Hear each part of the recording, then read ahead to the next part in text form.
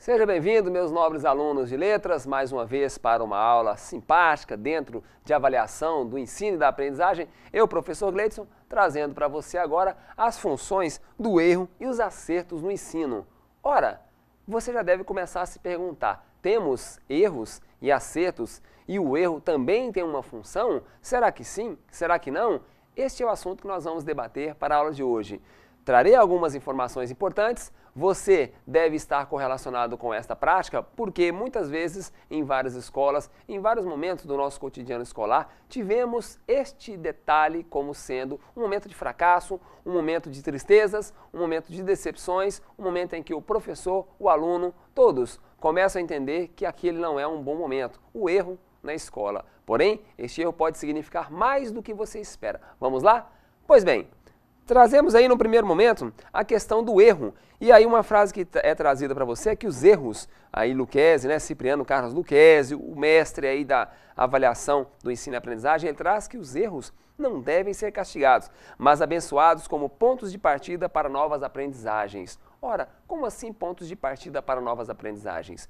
É um ponto interessante para se detectar onde está sendo enfocado o ensino, qual é o conteúdo que está sendo repassado, o que o aluno está absorvendo, o que o professor está conseguindo repassar e, consequentemente, o que o aluno conseguiu traduzir em linhas de uma avaliação que está ficando como conhecimento para ele. Aliás, quando nós falamos sobre essa situação de o que fica, o que é depreendido do ensino, o que é traduzido para o aluno, qual é o processo de significação daquele conteúdo que foi falado para o aluno, isso envolve muito mais do que a mera verificação, a avaliação. Verificação, um termo que por vezes já caiu por terra, até mesmo recordando esse termo avaliação, que seria avaliar, colocar valor, atribuir um peso. Pois bem, atribuir um peso não é tão fácil assim, até porque quando nós colocamos um peso, um valor, isso vai depender muito de quem está pondo valor e de quem está oferecendo o item a ser valorado. É por isso que muitas vezes o aluno em sala de aula começa a questionar sobre algum detalhe da avaliação. Professora, por que é que a resposta minha está errada? Professora, por que é que eu não mereço um pouco mais? Principalmente nas avaliações subjetivas, as avaliações dissertativas, questões estas que parecem ser fáceis, mas são muito mais difíceis de se corrigir e se detectar os pontos para crescimento do que se parece.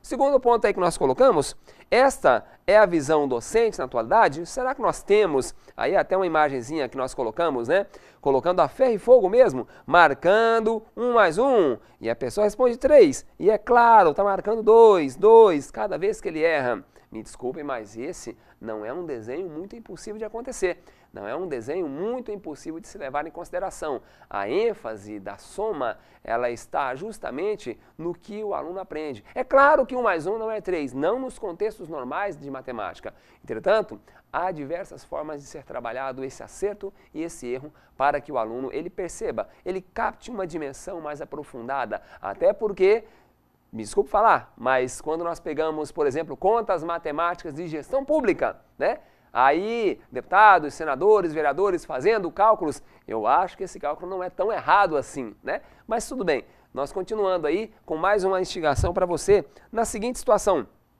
Você já ouviu falar desse instrumento aqui?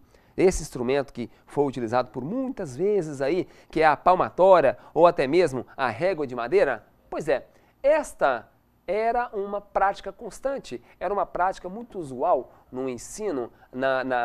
Antigamente, os professores eles tinham com um item para castigo, palmatória para o aluno não responder errado, para ele acertar. Quantas vezes você já deve ter ouvido falar sobre isso? Volte aí na imagem, Você vai observar aí, que estas práticas não são tão incomuns. Hoje, já mais incomum, mas a palmatória, ou então, quem é que não lembra do vídeo em que o professor trazia uma fila de alunos e cada visto no exercício ele dava uma reguada de madeira na mão. Ou então, colocar o aluno com as chamadas orelhas de burro. Orelhas de burro no canto da sala, virado de costas, e aí entrava a crítica, Entrava a crítica falando o seguinte, olha, você é burro. Esse termo de ser burro, ele até hoje ele é calcado na nossa sociedade como sendo um termo voltado para as pessoas que não têm o discernimento, não têm a competência para responder algumas questões que, por outro lado, não são tão respondíveis assim, né? Ah, o aluno ele é burro, o aluno ele é incompetente. Ora, o reflexo que tem daquele formato de aprendizagem, ele pode ser muito complicado, né? Peço para você uma atenção nessa quarta imagem aqui, em que o professor, ele fazia a arguição oral em sala de aula. O professor, ele fazia perguntas aos alunos. Só que esse formato aqui eu coloco para você de um formato produtivo. É o quê? É aquele formato em que o professor, ele constrói o conhecimento, ele pode avaliar. Ah, mas como é que eu vou fazer uma avaliação dessa? É muito simples. É possível você colocar um círculo em que todos os alunos estão dispostos nas suas cadeiras, não é algo direcionado. Aluno, quanto é isso? Qual é a resposta disso? Não é aquela pergunta objetiva, mas um ciclo de perguntas e respostas em que vários alunos vão respondendo, uns concordando, outros discordando. A percepção do professor pode ser ampla para poder, ao final, ir tabulando quem respondeu mais, quem respondeu menos, quem respondeu certo, quem respondeu errado, mas percebeu o seu erro, reconstruiu a sua assertiva, reconstruiu a sua forma de resposta e, evidentemente, trouxe conhecimento. Então, diferentemente daquele jogo de perguntas e respostas em que o professor fazia, hoje vai ter uma prova oral em sala de aula. E aí o professor fazia aquela pergunta e o aluno respondendo, ele estava salvo, né? O aluno não respondendo, ele estava morto, ele estava crucificado, ele estava rechaçado pelos demais alunos, inclusive cunhado como um burro, né? O aluno em sala de aula. Pois bem, estas práticas, elas não só não mensuram, não avaliam, como não é possível fazer um diagnóstico docente, um diagnóstico do professor que está fazendo esta avaliação. Pois bem, na continuidade aí nós colocamos para você o seguinte: o foco do ensino-aprendizagem está no acerto, também, ótimo, no erro, também, e aí eu chamo você para uma atenção. Na administração é colocada a seguinte temática, né? Um problema de uma empresa, ele não é colocado como um problema, e sim uma oportunidade de melhoria. É muito falado isso hoje em administração, em gestão, em negócios, em marketing, que todas as deficiências de uma empresa devem ser colocadas como oportunidades de melhorias. Por que oportunidades de melhorias?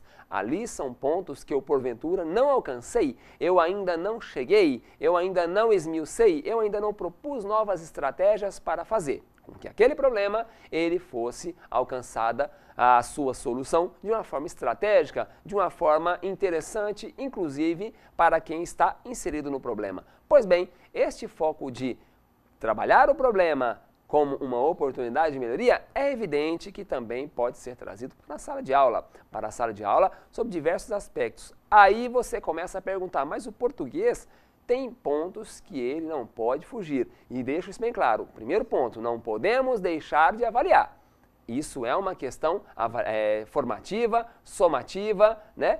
Essa avaliação ela pode ser mediadora, ela pode ser emancipatória, queira chamar como quiser e fazer da maneira que quiser. Fato é que nós não podemos abrir mão de uma avaliação. Tanto é que no nosso curso nós temos métodos avaliativos específicos para avaliar o aluno sob diferentes prismas. E aí ele não atingiu aquele mínimo necessário, ele é convidado a fazer um repercurso, né? E aí o aluno não é que não saiba, mas só que ele evidentemente está direcionado para uma nova perspectiva, um novo olhar sobre aquela matéria, ok?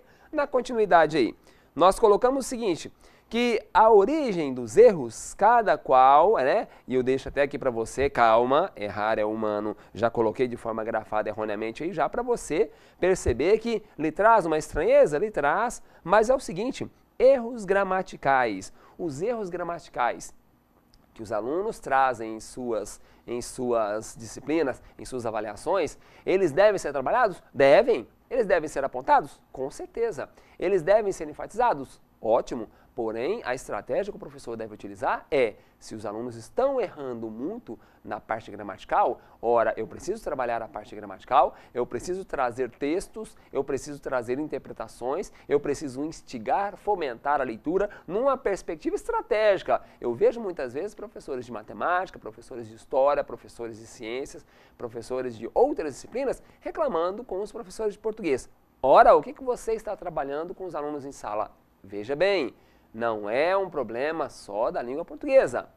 Quando nós falamos, por exemplo, em outros erros aí, seja erros contextuais ou erros de dados e análise de dados. Ora, os erros contextuais e de análise de dados estão focados na interpretação textual. Erros que divergem, né, que faltam coesão com a proposta falada ou erros em interpretações, você coloca gráficos e o aluno não consegue interpretar.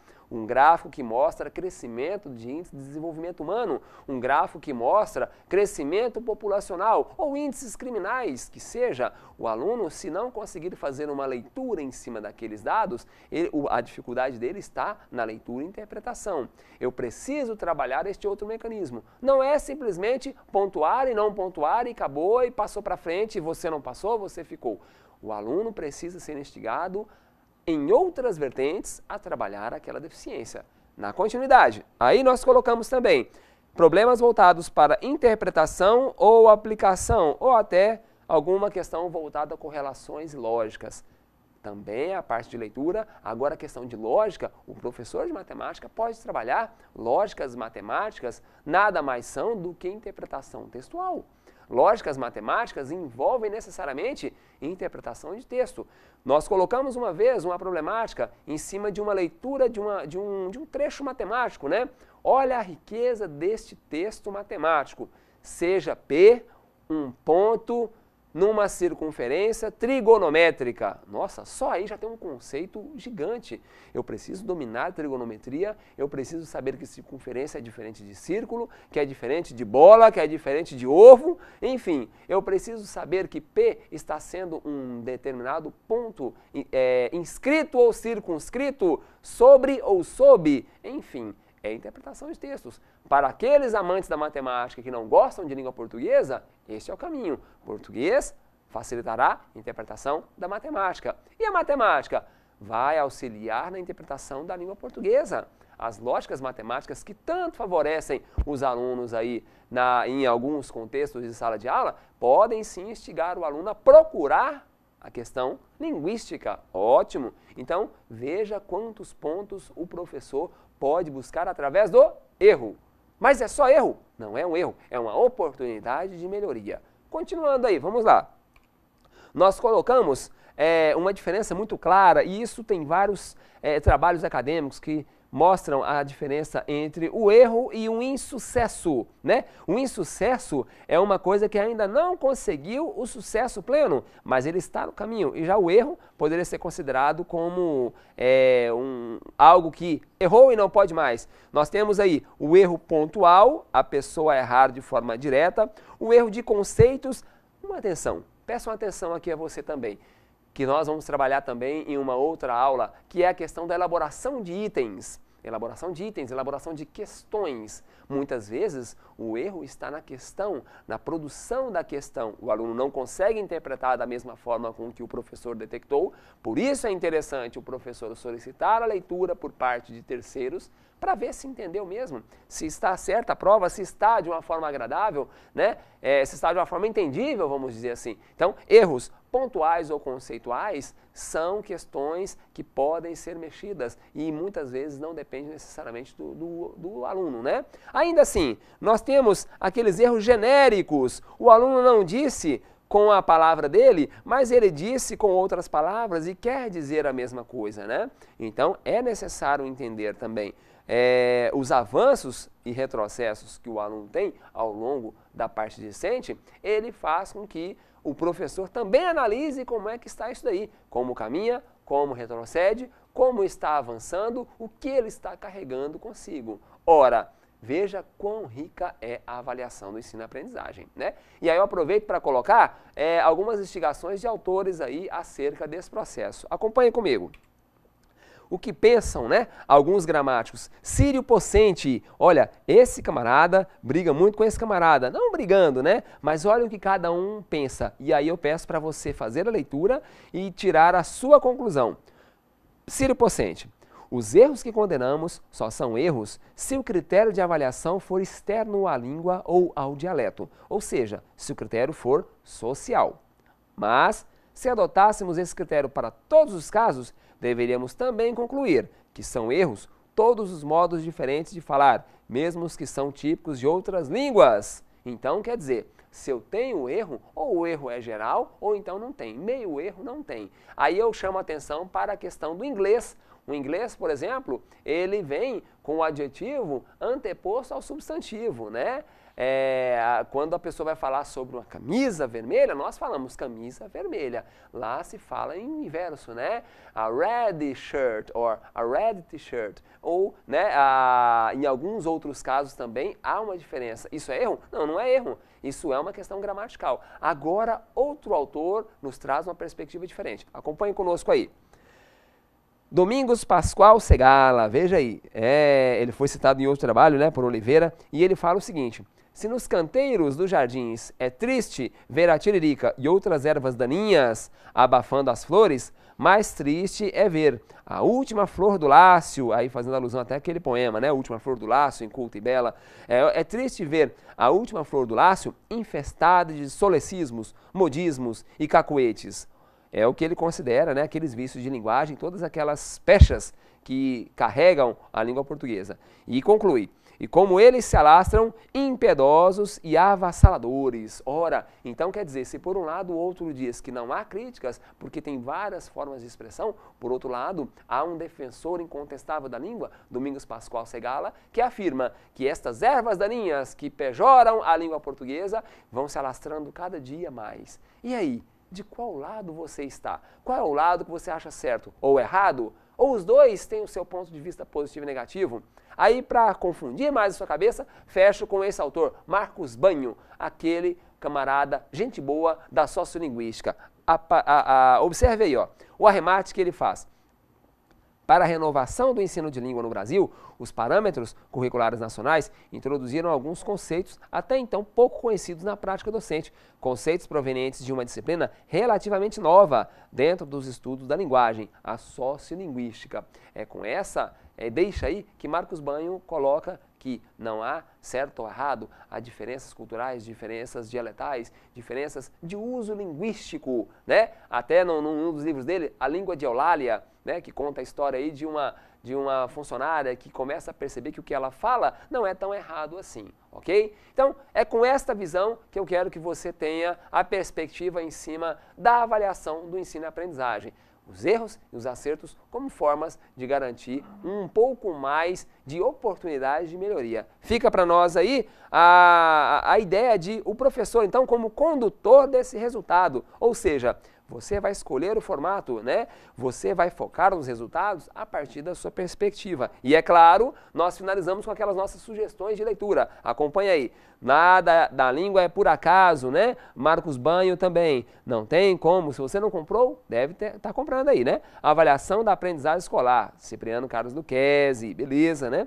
Coisa que todo professor de português precisa saber. Então, Luciano Amarati aí, ele traz algumas coisas voltadas para o professor de língua portuguesa. Já tinha mencionado também sobre como ensinar, a prática educativa de Antônio Zabala, e por que não ensinar ou ensinar gramática na escola, Círio Pocente. Fica aí essa sugestão, inclusive, muito bem falada nos cursos de letras, voltadas para ensinar ou não gramática nas escolas, ok? Um abraço e até mais!